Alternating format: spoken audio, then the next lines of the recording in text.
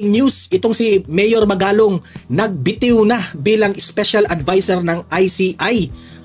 Pero bago natin yan ipapakita yung video na yan, alamin muna natin ano ba ang dahilan bakit itong si Mayor Magalong ay nagbitiw.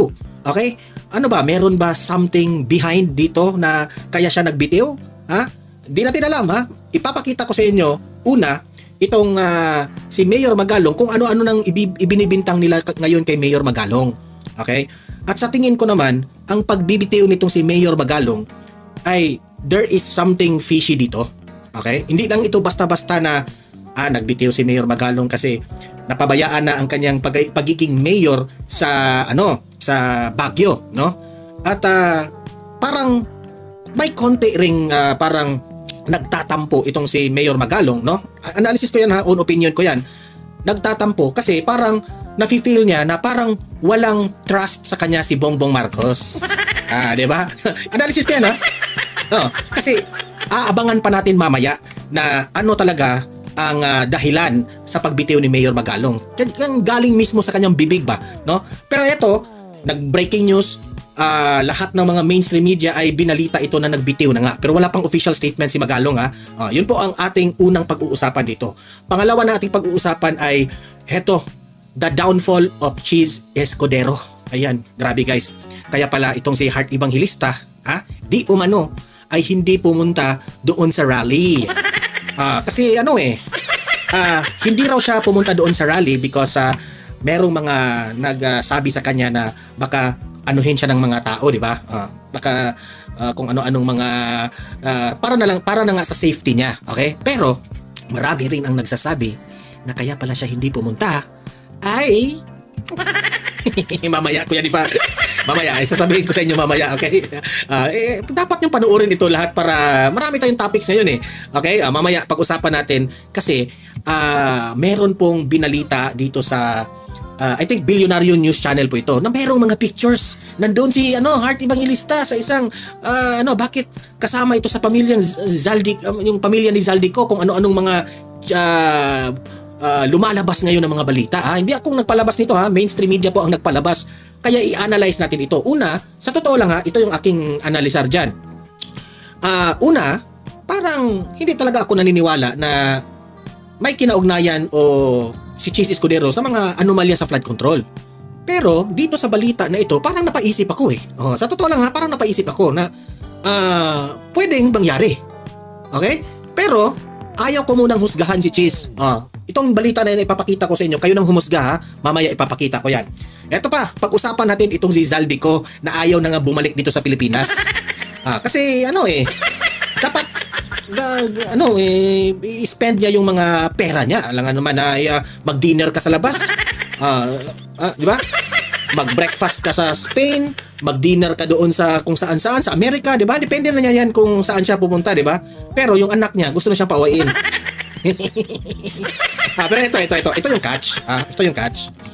Ang analisar ko dito, Zaldico, ngayon na ikaw ang pinag-initan ng taong bayan, nakatutok lahat ang taong bayan sa inyo. Okay? Na ikaw yung may kasalanan dito.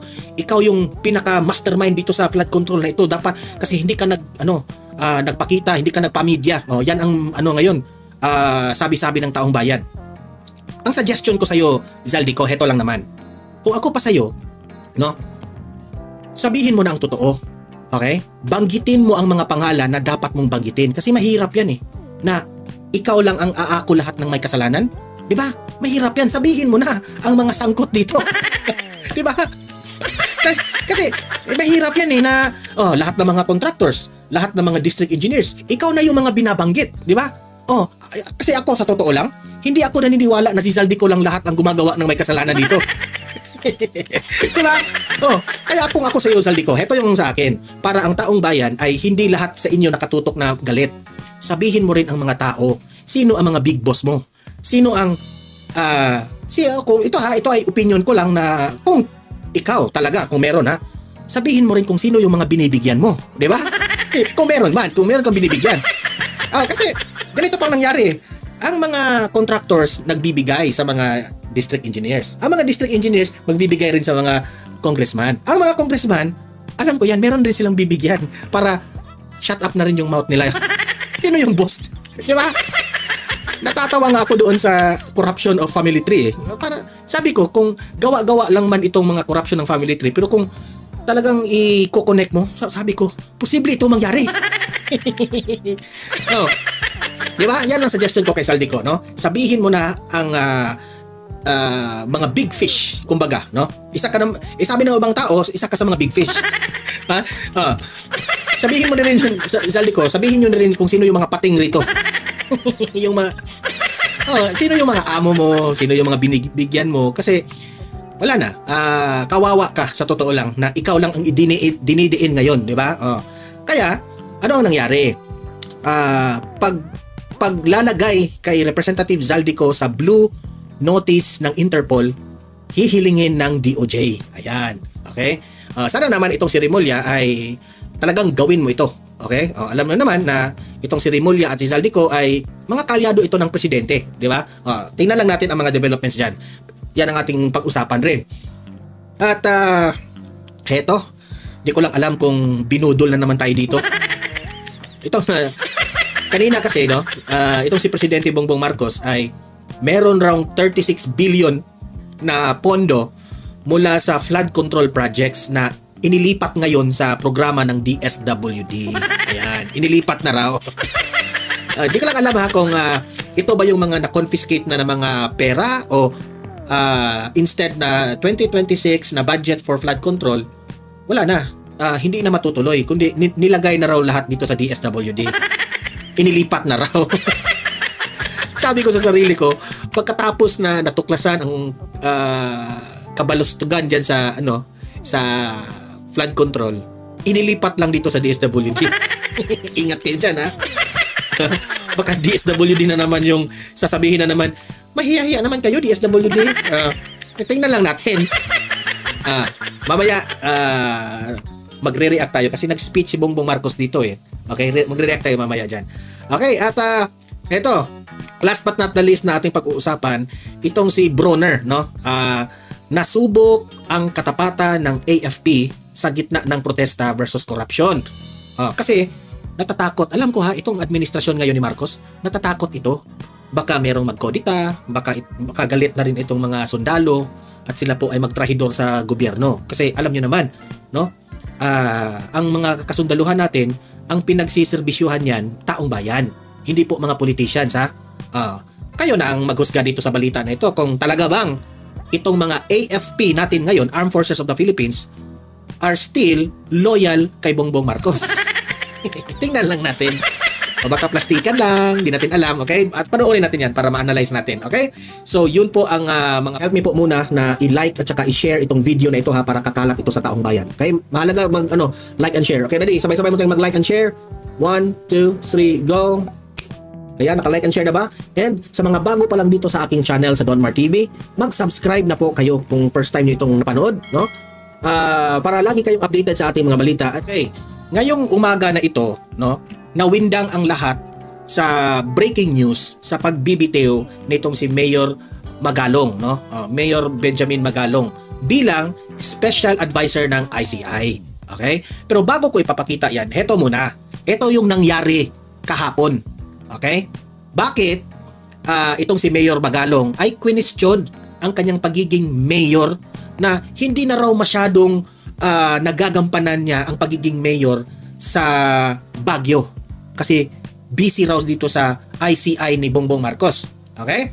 Tapos may bintang pang mga kumakalat na may anomalya raw dito sa tennis court project sa Baguio City ni Magalong. Okay, kaya raw conflict of interest raw, hindi raw bagay si Magalong na masali dito sa ICI, di ba? Okay. Mababaw po ang rason na yan na kailangan raw na i-evaluate si Magalong, no? Kasi parang hindi na raw nagagampanan ang kanyang trabaho bilang mayor. Parang mababaw para yun ang reason na putulan nila ng power si Magalong bilang special advisor, no? Bagay na ayaw raw mangyari ng Pangulo. Tinitingnan din ng palasyo ang posibleng actually nagsalita na si Mayor Magalong dito, no? Sa mga usap-usapan na yan. Pakinggan natin yan mamaya. conflict of interest dahil naman sa maanomalya o manong tennis court project sa isa rin yan. Maanomalyang tennis court. Diba? Nagdududa kasi ako eh. na gusto lang nila tanggalin itong si Mayor Magalong sa ICI. Alam nyo ba kung bakit? Duda ko kasi hindi nila makukontrol si Magalong eh. Kilala natin ito. Grabe itong si Mayor Magalong na maprinsipyo kung ika nga, no? Hindi pwede mong kontrolin. Kung ano yung katotohanan, yun talaga. Pupunta yan si Magalong sa katotohanan. Kung ang investigasyon ay patungo doon sa mga big fish, eh wala tayong magagawa. Ang tanong ngayon ng mga supporters ni Mayor Magalong, kaya ba tinanggal itong si Mayor Magalong kasi patungo na sa big fish itong mga inimbestigahan? Kaya ngayon si Mayor Magalong pinagbibintang kung anong mga pinagbibintang ninyo?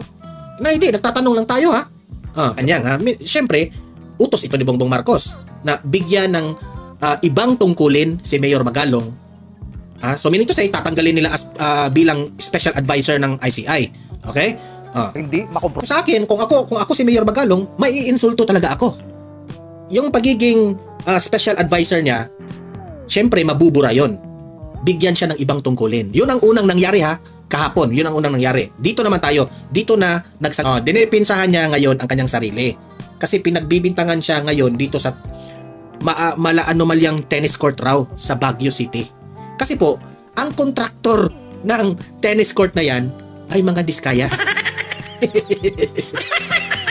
Ito talaga mga diskaya kung saan-saan na napupunta eh. Tingnan lang natin. Ang tanungin natin ngayon, ang mga diskaya. Kasi binubulgar na ng mga diskaya nabanggit na ng diskaya si Martin Romualdez. Nabanggit na ng mga diskaya itong si Zaldico, di ba? Tingnan lang natin, tanungin natin si diskaya kung nanghingi ba ng komisyon itong si Mayor Magalong. Kasi duda ko rito na gusto talagang bahira ng utik itong si Mayor Magalong para matanggal na ito sa ICI. Kasi alam na natin kapag nandyan si Mayor Magalong sa ICI, yari talaga sila. Malacanang yari. Mayayari yung Malacanang eh. Duda ako dyan that's my own opinion. Patungo ito sa big fish eh. So ito yung pinagtanggol niyang sarili niya dito. Tanungin niyo si Diskaya kung nagbigay ba siya ni Mayor Magalong. Di ba? Straight to the point si Mayor Magalong. Kasi personally ako ay sabihin niyo na kung bias ako. Kilala ko tong taong to eh. Noon pa eh. Bakit ako believe sa taong ito? Kasi consistent siya eh. Consistent siya. Hindi siya kagaya ng iba na ngayon nagpalabas ng statement at the end of the day sa next na mga naganap mag-iba na naman yung statement. Ito consistent eh. So sinabi niya ngayon para matapos itong pagdududa nyo sa akin kung corrupt ako diyan sa tennis court na itinayo diyan ng mga diskaya sa Baguio. Tanungin niyo si Diskaya, straight to the point, di ba? Tingin ko naman hindi naman substandard yung nakita ko, di ba? Ang talagang sabi nito ang mga diskaya kung sinubstandard ba ito o matino itong ginawa nila. Ito pa yung pinagdudahan nila.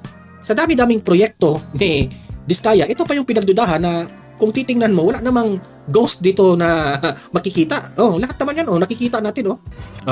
Sila pa yung may utang kay Diskaya. Sila pa yung may utang kay Diskaya. Meaning to say, ano ibig mong sabihin dito, Mayor Magalong? Pinupunduhan ito ng Diskaya. So, paano naging corruption yan? Di ba? Isa bagay, sira na talaga yung pangalan ng Diskaya. Kaya ito, sinali nila ito na may sa tingin ko naman sa sobrang daming proyekto ng mga Diskaya, meron naman sigurong matino na proyekto. Kahit isa man lang. Isa na siguro ito, di ba? Sabay banggit na Ako sa tingin ko confident si Mayor Magalong na hindi siya tumatanggap rito. Nakita naman na project, di ba? Okay naman. Hindi naman ghost. Yan ang importante na meron silang ikapakita na kaya nga sabi ko, itong mga matitino ngayon sa itong mga matitino na mga nasa gobyerno ngayon, sila pa yung mga pinagbibintangan. Kagaya ni Kong Paulo Duterte. Sabi ni Kong Paulo, itong 51 billion na hinahanap nyo, ganun kalaki ang the thickness dito sa dokumento. Isampal ko ito sa mukha ninyo. Patagal na itong naghihintay doon sa kuwa, sabi ni Kong Paulo. Yan, kasi may resibo silang ikapakita kung saan napupunta yung mga pera. Di ba?